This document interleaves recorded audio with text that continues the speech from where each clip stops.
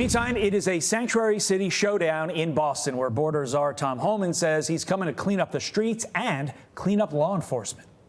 I'm coming to Boston. I'm bringing hell with me.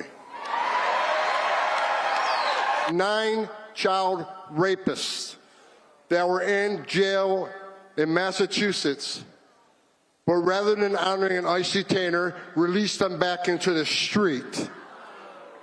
You're not a police commissioner. Take that badge off your chest, put it in the desk drawer. Because you became a politician, you forgot what it's like to be a cop.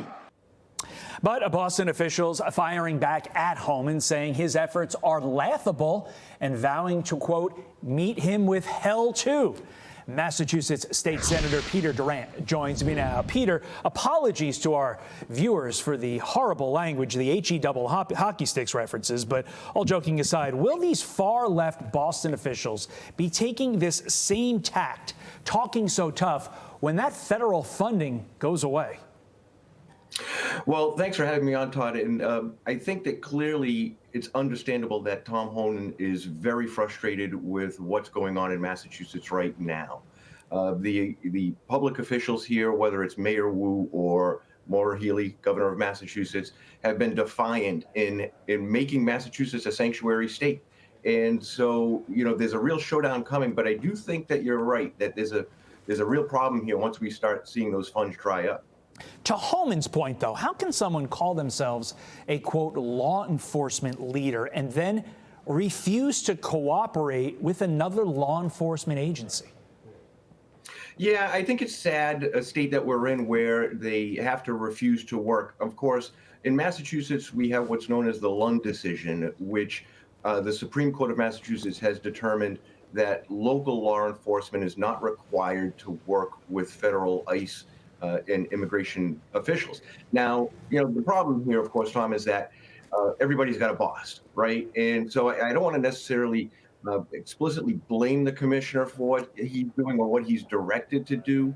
But at some point, somebody has to step up and take the bull by the horns here and work with ICE. I mean, I've done a ride along with ICE. I've seen the frustration that they go through. I've seen them try to execute their job here in Massachusetts with little to no help. There's some help that's going on with some of the officials here. Sheriff Lou Evangelitis has been doing a great job in central Massachusetts. But because of that decision, it's really tied law enforcement's hands here, and it's given the power to the politicians. And State Senator, it leads to situations like this. A Brazilian gang member smiling for the cameras while being arrested by ICE in your state. The fact of the matter is, in all likelihood, he was allowed to continue to be here in our country. Even though this guy actually arrived here legally, he was allowed to stay in our country because of the laws on the books in Massachusetts. So why are so many so-called leaders in your state putting someone like this ahead of law-abiding citizens? Well, that's the $64 million question. And I guess in Massachusetts, it's actually the $2 billion question, because that's what we've been spending on this migrant issue. At the heart of this is a 1983 law, the only law in the country which requires the state to actually house those who come in, those who are homeless. And it's the only right to shelter law here in the United States. And so the politicians, Maura Healey and Michelle Wu, they have used this law to basically welcome with open arms anyone that comes into the country. It's estimated in Massachusetts that there are 355,000 illegal immigrants in this state right now.